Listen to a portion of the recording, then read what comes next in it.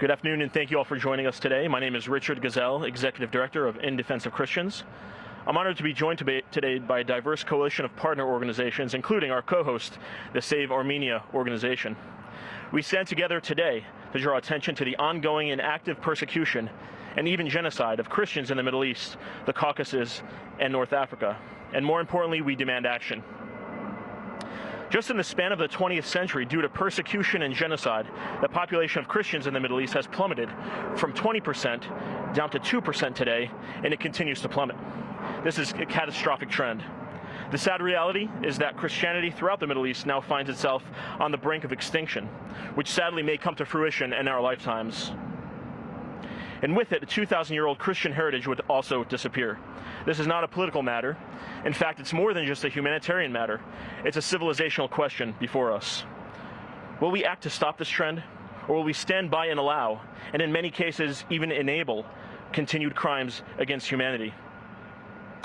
Earlier today, the United States Commission on International Religious Freedom, known as USCIRF, released its 2024 International Religious Freedom Report. USCIRF is a bipartisan federal commission established by the International Religious Freedom Act of 1998 as a watchdog body on matters of international religious freedom.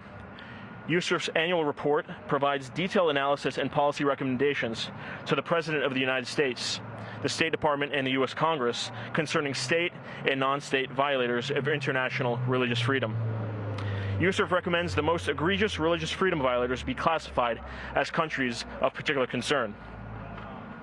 According to the 2024 report released today, USCIRF recommends that Azerbaijan be designated as a country of particular concern.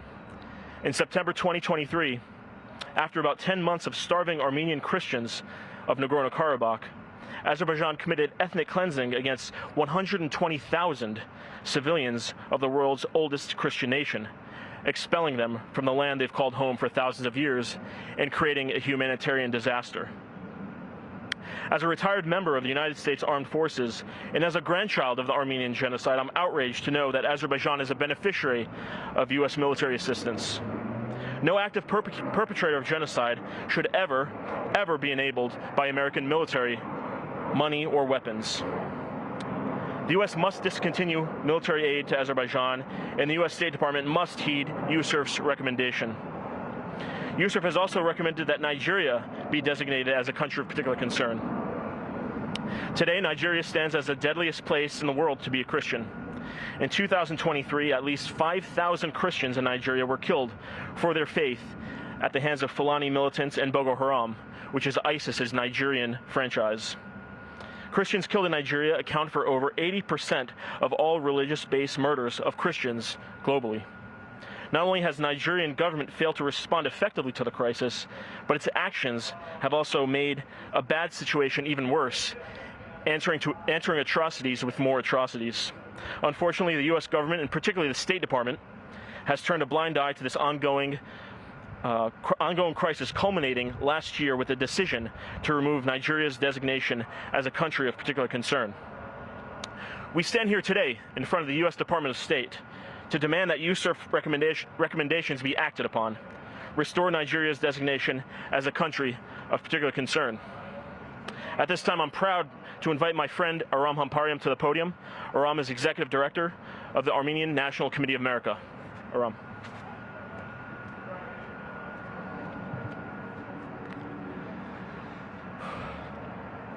President Biden's Department of State, like President Trump's before him,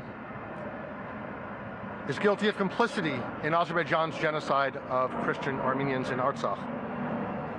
These have not been innocent errors of inattention or inaction, but rather active complicity, moral and material. Arming Azerbaijan, emboldening aggression, abandoning Armenians. No aid programs in Artsakh, no airlift during the blockade. Tough talk from this building from senior officials who said, we will not tolerate an Azerbaijani attack on Nagorno-Karabakh. We will not countenance Azerbaijani aggression, and yet they did nothing. There was no action.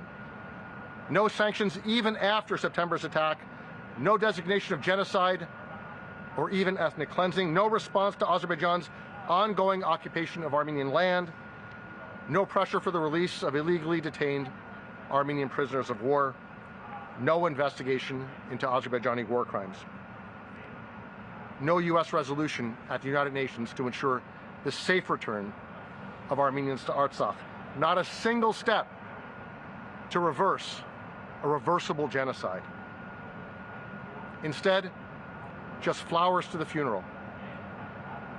Roughly $20 million, about $150 per refugee forced from their home with basically the shirts on their backs. Very quickly, this building, the State Department, Biden's, has returned to business as usual, and there's no better example of that than the failure of the Biden administration, of this State Department, to designate Azerbaijan as a country of particular concern for its violations of religious liberty. It's for this reason we are so deeply grateful to the members of USCIRF, of the U.S. Commission for International Religious Freedom, for their designation, for their recommendation to the State Department that Azerbaijan be red listed. This commission, the U.S. Commission, is a much-needed watchdog for the lapdogs here at the State Department. We thank each USCIRF member who voted to designate Azerbaijan as a CPC and call upon our State Department to follow their lead in red listing Azerbaijan for its crimes against religious liberty. Thank you. Thank you, Aram. Our next speaker is Nadine Maenza. Nadine is president of the International Religious Freedom Secretariat and former chair of the United States Commission on International Religious Freedom. Nadine. Thank you. Thank you so much for including me in today's important press conference. As you heard, the U.S. Commission on International Religious Freedom today released their 2024 report as mandated by the International Religious Freedom Act of 1998. Because USCIRF independently assesses religious freedom conditions globally without considering the bilateral relationships of those countries, the reporting is among the most accurate and the most credible. And once again, this report is filled with excellent recommendations, including that the State Department should designate 17 as countries of particular concern, or CPCs, because of their particularly severe violations of religious freedom, meeting the threshold of egregious, systematic, and ongoing. For the first time, as you just heard, USCIRF has recommended Azerbaijan be designated as a country of particular concern. Other countries they highlighted as having among the worst conditions in the world, along with Azerbaijan, are India and Nigeria, that also should be designated by the State Department and currently are not. They also recommended 11 countries be listed on the special watch list for meeting 2 of that 3 egregious, systematic, and ongoing test of religious freedom violations. And only one country from last year's report, only one. That's the first time in 6 years that only one country has seen any improvements, and that was really Central African Republic. That it wasn't that they had improvements as much as they didn't have as many violations to meet the threshold that were actually related to religious issues. So they were removed from all the reporting. And Syria was moved from the CPC to the special watch list because the violations that are particularly severe, that are still ongoing there, are being done by terrorist groups, HTS, and the Turkish-backed militias that are targeting religious minorities.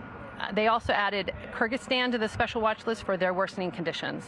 Every year since 2019, USCIRF has listed the trajectory of each country's conditions on the first line of that country report. Since this time, this is the most negative report USCIRF has put out, showing the worsening conditions globally and what that means for peace and stability worldwide. Out of the 28 in this report, 18 countries had conditions that stayed the same, with 10 having deteriorating conditions. And by staying the same, we mean like North Korea, for instance, stayed the same as having among the worst in the world. So some simply just can't get worse. By contrast, last year, 3 countries saw improvements, and the year before had 5 countries seeing improvements. As you just heard, Secretary of State Anthony Blinken added Azerbaijan to the special watch list earlier this year, and USCIRF had made that recommendation since 2013. And so we were asking if for the Secretary of State to again follow USCIRF's recommendations and designate Azerbaijan as a country of particular concern. USCIRF has long asked the U.S. to push Azerbaijan to amend their very strict religion law to comply with international standards. But instead, over the last 3 years, Azerbaijan has moved in the opposite direction, continuing to introduce new restrictions. In fact, Pew Research Center's Government Restrictions on Religion Index now lists Azerbaijan in their highest category at 17 out of 198 countries as among the worst in the world. Azerbaijan continues to hold as many as 183 political prisoners of conscience, a majority being peaceful religious believers, and there are still prisoners of war unaccounted for.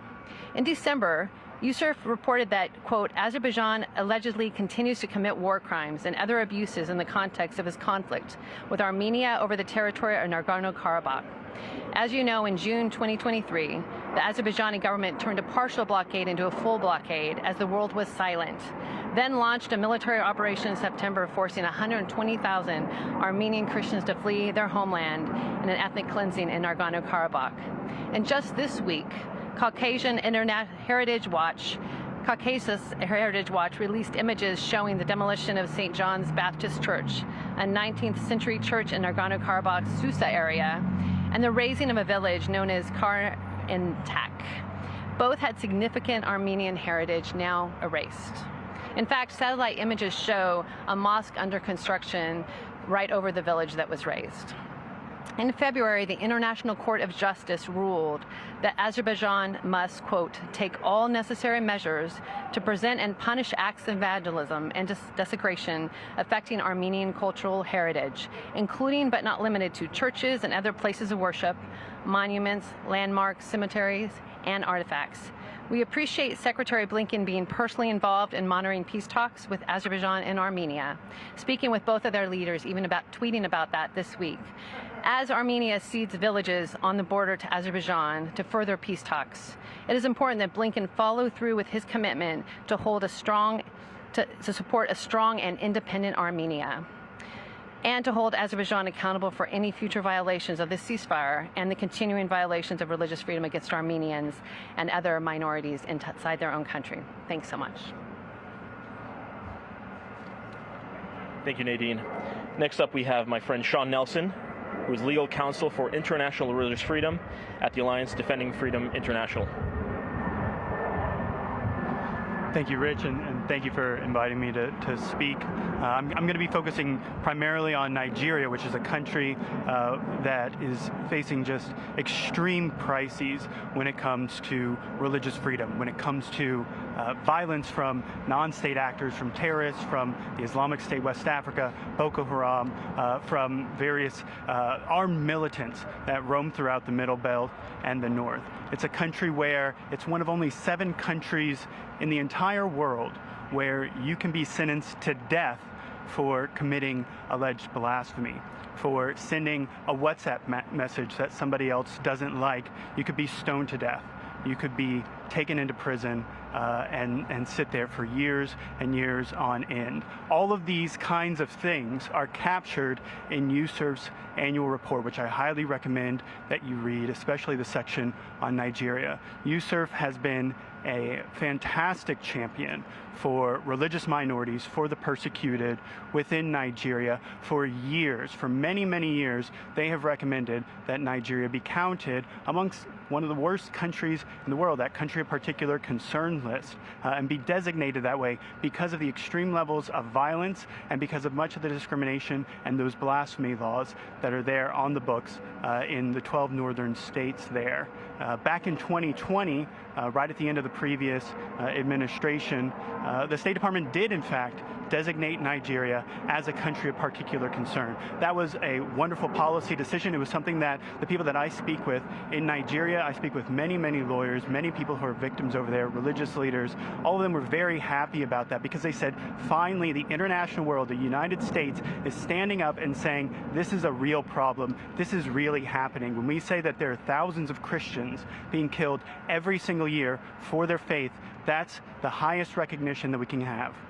But then inexplicably, the following year, despite the unanimity amongst the international religious freedom community about what was happening in Nigeria and the legitimacy of that designation. Inexplicably, the State Department and Secretary Blinken removed the designation, and they didn't just downgrade it. They didn't say, okay, well, maybe there's some small improvements. In fact, in terms of the killings and the deaths based on, at least in part, on religion, those would go up every single year, and they've continued to go up. They didn't say it's a special watch list country. They said there's nothing to see here. There's nothing that we need to do. And it was completely removed from any of the International Religious Freedom Act designations. And when you look at the International Religious Freedom Act, it doesn't say maybe they can add these things, maybe they can consider these different kind of geopolitical decisions. It says you shall designate these countries when you have severe violations that are systematic, egregious, and ongoing. And I can think of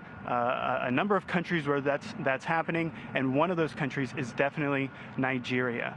This past year in the USCIRF reporting, again, if you look at that report that was just released today, they look at a report from a group called Inner Society, and that report says that potentially 8,000 Christians were targeted just last year for their faith. 7,000 of those are from Christians who are in the north and in the Middle Belt, who are being attacked by these terrorist groups, by these militant groups. These are people who are doing nothing. They're just sitting on their farms. They're just trying to live their lives. They're worshiping in their churches, and they're being attacked over and over again. When you've seen what happens to somebody who's been attacked with a machete, that's not an image that leaves your mind very soon. The USCIRF report also highlights many of the cases, many of the blasphemy cases that are so outrageous there. One of these cases involved a young woman named Deborah Emmanuel Yakubu. She was a young student in her early 20s up in Sokoto State, going to college, trying to get an education, trying to support her community and her family. But because some of her classmates took offense to some WhatsApp messages that she had sent to her classmates in a group WhatsApp chat, they decided to form a mob, 50 to 100 people, record it on video, beat her to death, stone her, and light her on fire. The authorities arrested two individuals, and at the beginning of last year, those individuals were released completely. Their cases dismissed because the prosecution failed to prosecute them. So they wander free, just like every other attacker that you see in the country. There's total impunity. They almost never, ever get brought to justice. But instead, the people who raise concerns about this, like Rhoda Jatau, she has been prosecuted for 18 months she was prosecuted. Why? Because she said it was wrong. It was wrong to try to kill Deborah Emmanuel Yakubu. And for that, a mob formed, set her neighborhood on fire, and she was held incommunicado, couldn't talk to lawyers, couldn't talk to family members, and was prosecuted for 18 months. She finally got out on bail because the international community spoke out. You have people like Yahya Sharif Aminu, who's a Sufi Muslim, who's a musician, and he shared lyrics, musical lyrics, in a WhatsApp chat back in 2020. People took offense to those. They burned down his house. Did any of those attackers get arrested? No. But he got arrested, and he's been sitting in jail for 4 years now. He was convicted and sentenced to death. Eventually that conviction was overturned, but they said you have to go back and face these same charges again, and you could be facing the death penalty on those. Thankfully, he's now at the Supreme Court. That's a case that ADF International is very, very proud to support, and we hope that the Supreme Court of Nigeria does the right thing. But what we need is the international community to speak up about this. We need Secretary Blinken and the Biden administration to change this designation, to make what is perfectly clear to the international religious freedom community, to the U.S. Commission on International Religious Freedom, to make that U.S. policy that, yes, there are serious, severe violations of religious freedom happening every single day. Over Christmas this past year in Plateau State, over 200 Christians were killed by Fulani militants who just came in the middle of the night while they were celebrating Christmas. Has that led to any arrests? Has anybody been prosecuted? No.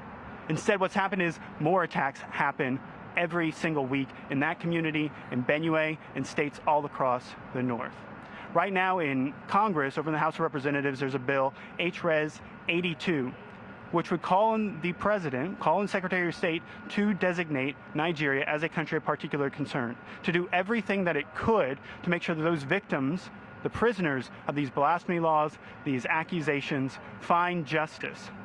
We need that to be passed. I hope that the House of Representatives brings that up for a floor vote very soon. In the meantime, please read the USCIRF report, the annual report that just came out. Read the section on Nigeria, on all of the different countries. It's an essential tool for keeping countries accountable and keeping our own government accountable for its decisions.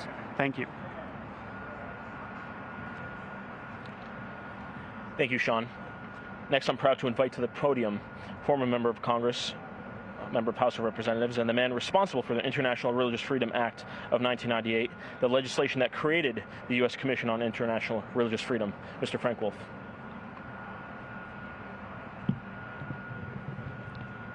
Well, thank you very much for the invitation. I want to be clear, I am here as an individual, former member of Congress, although I am a commissioner on USCIRF. Sadly, religious freedom conditions all over the world remain dire. When you look at the number of countries, 12 that the State Department designated as CPC, Burma, China, Cuba, Eritrea, Iran, Nicaragua where they're purging the Catholic Church, North Korea, Pakistan, Russia, Saudi Arabia, Tajikistan, Turkmenistan, and it also includes 5 additional countries that the State Department has not designated as Afghanistan, Azerbaijan, India, Nigeria, and Vietnam. As USCIRF has previously observed a dramatic increase in religious freedom violations by the government of Azerbaijan in 2021, 2022, and again in 2023. And this year has said that they should be a significant increase and ought to be a CPC country. I have been to Nagorno-Karabakh. It isn't just a story that I read that somebody told me. I was there with Bernice Cox. I've seen what was done. And as you read the latest report, was took at the church of St. John the Baptist Church. So I think this country has to be designated as a CPC country. USCIRF has also recommended Nigeria as a CPC country since 2009. I have been to Nigeria. I've seen what's taken place. From Christmas of this year up until now, the number of people that have been killed. USCIRF has recommended not only a CPC designation, but a special envoy designation, similar to what President Bush did with regard to Senator John Danforth, with regard to the Sudan. China, the People's Republic of China, remained one of the worst violators of religious freedom, and the State Department, in agreement with USCIRF, most recently designated as a CPC country last December. As the world has seen, Chinese authorities continue to commit genocide, forced labor, political indoctrination, mass surveillance, intrusive government homestays, forced interfaith and inter-ethnic marriages, and forced sterilizations and forced abortions. In Tibet, where I have been and seen what is taking place in the Tibetan community, at every Tibetan monastery, there is the public security police that monitors the monastery. The government of China has separated more than 1 million Tibetan children from their parents, putting them in state-run boarding schools where they're forcibly assimilated. Authorities continue to detain and imprison other religious minorities as well, including underground Catholics, house church Protestants, Falun Gong practitioners, where they're taking their organs out. 60,000 last year taking their organs out, some while they're still alive. Members of the Church of Almighty God and many others for not submitting to the state's totalitarian control over religious affairs and religious life. I, along with many others seeing this, really have to deal with this. And also in Hong Kong, which if you ever been to Hong Kong, it was a very free, open. Now they're persecuting the Catholic Church and prosecuting Cardinal Zen, a 92-year-old Catholic cardinal. In the USCIRF report and the additional views behind with regard to China, and this is very, very important for all the countries that we're talking about, here's what it says. Because the egregious acts of religious persecution by the Chinese government continue unabated, It is imperative that lobbying for the Chinese government and its interests be banned. Lobbying for the Chinese government and its interests should be banned. It goes on to say China's influence is spreading worldwide. China supports Iran. China supports Iran, which provides training and weapons for Hamas attacks on Israel and supplies to Hezbollah and the Houthis. China aids Russia. Yeah, China aids Russia in its war with regard to Ukraine and supports North Korea, one of the world's most violent and vicious persecutors of people of faith. China supports Nicaragua. China supports Nicaragua, where they're purging the Catholic Church, forced the Archbishop out back to Rome, and also China supports and aids Cuba. There are rising concerns, and I want to say this very, very carefully, because as we all have relatives and family who serve in the military, there are rising concerns over China possibly attacking Taiwan, which many experts believe may lead to U.S. involvement and loss of American military lives. And then the USCIRF report ends by saying, considering all of this, I think the words of 18th century British parliamentarian William Wilberforce spoke about the evils of the slave trade. He said, you may choose to look the other way, but you can never again say you do not know. For the good of our country and for religious freedom in China and worldwide, Congress cannot look the other way. Congress must ban lobbying for China, and I think that Congress has to deal with it, and all of the groups of all of the backgrounds who care deeply about religious freedom all over the world ought to be for banning lobbying. No one in this town should lobby again for China or the Chinese interests. Thanks again for having this. Thank you very much, Mr. Wolf. Always spirited and always on point, most importantly. I'd like to thank all of our partners for joining us today. At this time, I'd like to open it up for questions if there's anyone. Yeah, there are a lot of articles today about how much Azerbaijan is spending on lobbying. This question is for Congressman. What do you have to say today in Aram about what this report signal sends to anybody doing business and representing those countries right now? Thank you. I'll go ahead and state the question, then hand it over to Mr. Wolf. The question was directed to Mr. Wolf, and that was, with the release of today's USCIRF report identifying and recommending Azerbaijan as a country of particular concern, what's the message that it sends out to lobbyists here in D.C. who represent Azerbaijan, and we know there are many of them? Mr. Wolf. Well, I'm speaking for myself today, but what I believe it should do, and all of the groups, it's not enough to say, to have a conference and pull people together and talk about what's taking place and then go home and go off and do something. There's two things that I believe personally as an individual. One, there should be now in this Congress a total and complete ban for lobbying for China. No ifs or buts about it at all. That has to be done. And anybody who says they're interested in religious freedom and human rights have to be for this. Secondly, my own view, it's my view, if a country is a CPC designated for 3 years, they should be banned from having lobbying. The reason we say 3 years is that gives them an opportunity. If you hire a lobbyist, that gives them the opportunity to change. Maybe they will change. But if 3 consecutive years go by and there's no change, there ought to be a total ban. That'll be for Azerbaijan and for all the other countries. So one, total ban for lobbying now, and a ban for any country that is a CPC designated country for 3 or more years. I would echo Congressman Wolf's comments 100%. I would say that the BGR group, the Friedlander Group, and others get millions and millions of dollars. They struggled mightily, probably as recently as just a few hours before the release of this report, to not get a CPC designation. But the fact of the matter is that the facts simply could not support that. The facts are that Azerbaijan is one of the worst abusers in the world. The law does not leave any room for Azerbaijan to avoid accountability, the law that Congressman Wolf helped draft so many years ago.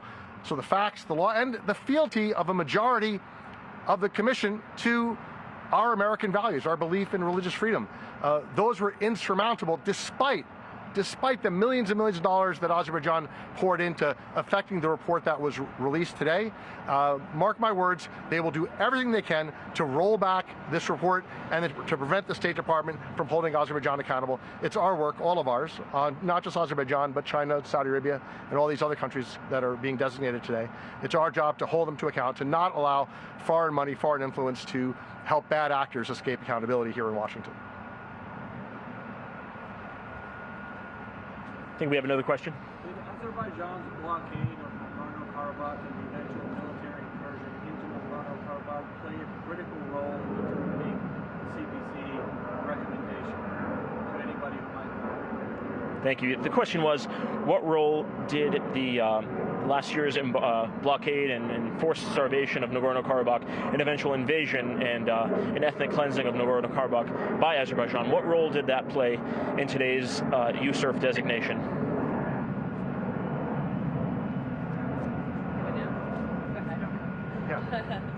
I'm sure that it played a role, although it was not reflected in the actual documents submitted today. It's hard to imagine.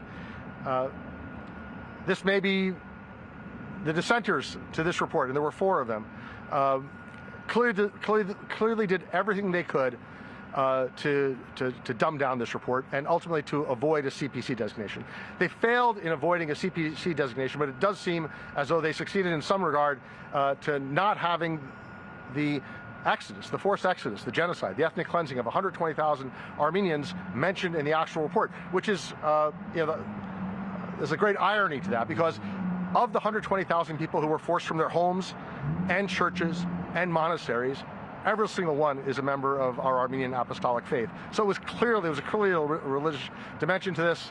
I'm certain that the majority that voted for the CPC designation took that into account.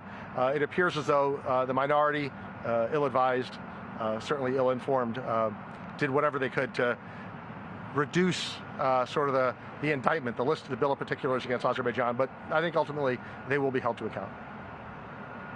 I just want to add that in December, USCIRF did release a country report that is a deeper dive. The annual report is tough because I think they have, 1,800 words that they could write about a country. But if you look at the December country report that USCIRF put out, it actually does talk about war crimes in Nagorno-Karabakh and is actually much harsher than the annual report was. So perhaps that was the way that they dealt to talk about Azerbaijan this year. Thank you for that. Are there any other questions? One more question. What signal does this send to private companies that are doing business in these countries? Should they reconsider their investment now that this has been clearly stated, the position of where the United States stands on this issue? Thank you for that question. The question was, what message should private companies who do business with Azerbaijan take in the wake of this USCIRF designation for Azerbaijan? I'll give a quick answer, and I'd invite anybody else who wishes to also give an answer. Before today's designation, it was the worst kept secret in Washington that Azerbaijan is a human rights violator. But now all ambiguity has been taken away. It was documented in today's report.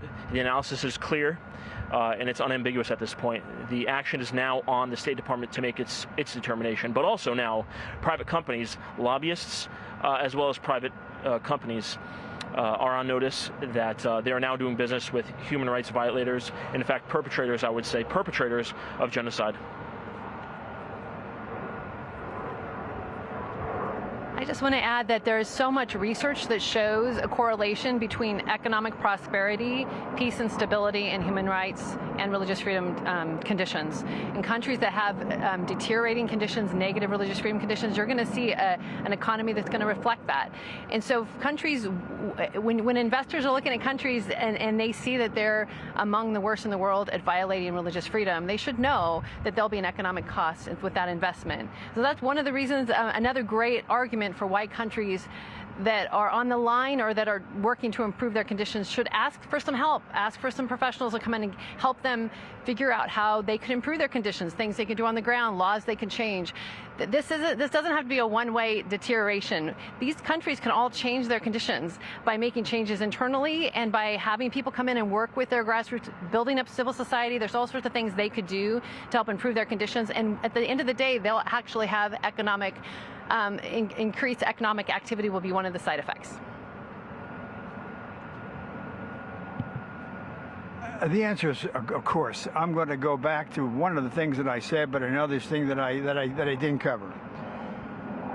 Keep in mind that if you're a company or if you're a lobby firm, you have to think about this. Every, not most, every faith group is experiencing the harsh actions of the Chinese government. Every. That means the faith group that you belong to, the faith group of your next door neighbor, the faith group of your mother and father. Every group. The Catholic Church and the Protestant church houses, their leaders have been in prison.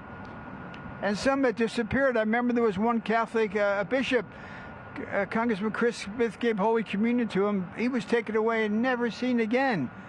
Never seen again. There's cultural genocide against Tibet. In every Tibetan monastery, there's the public security police that's stationed in that monastery, and they follow it. And if you recall, you must be following it. There are a number of Tibetan Buddhists who have self-immolated themselves because of what is taking place. There's active genocide. The word genocide can be thrown around sometimes very, very loosely, but there's active, and it meets the Lemkin definition. There's active genocide with regard to Uyghur Muslims. When I see what's taking place to millions of Uyghur Muslims in that country, how can you see that and not want to do something about it and not be involved in anything like that? Organs are being harvested by Falun Gong. Look at the Hudson Institute. Last year they did a piece at Hudson. 60,000 Falun Gong had their organs taken out, and some. Can you imagine it? Some while they were still alive. And then in Hong Kong, most people have been to Hong Kong. You could walk down the streets. Most of the young people in the Catholic Church have been arrested. Jimmy Lai has been in prison for how many years? Jimmy and Cardinal Zen, God bless. I pray for Cardinal Zen every single night. Cardinal Zen, a 92-year-old cardinal. 92-year-old cardinal. And they're prosecuting it, so how can it not be? And then in closing, what I said, the influence is worldwide. China supports Iran. Have you been seeing what's taking place, what Iran is doing with regard to the Houthis? Have you seen what's regard to Hezbollah? They're getting all the weapons. Have you seen with regard to Hamas? China aids Russia. Have you been seeing and following what Russia is doing in Ukraine? And North Korea? Have you read the report about North Korea? When they capture somebody that's trying to cross the border, what actually happens to them? In Nicaragua, Bishop Alvarez has been expelled. In Nicaragua, Mother Teresa's group has been expelled. God bless Mother Teresa has been expelled. And in Cuba. So the answer is yes. You can't do business without thinking about this and certainly you don't want to have a lobbyist to change anything. Reminds me of the Simon and Garfunkel song, The Boxer. Man hears what he wants to hear and disregards the rest. As William Wilberforce said, you can never again say you do not know, because if you read the USCIRF report, which is bipartisan, nonpartisan, you can see what's taking place. So yes, what's going on has to have an impact with regard to the businesses. Any other questions? Wonderful. Thank you so much. I'd like to thank our partners. I'd like to thank the folks here present today and those joining us virtually. If you have any questions following this live broadcast, please feel free to contact us. You can reach me at richard@indefenseofchristians.org. You can also watch this broadcast replay on demand, in fact, on our social media, In Defense of Christians, the Armenian National Committee of America, and Save Armenia organization. Thank you for joining us today, and we wish you a good day.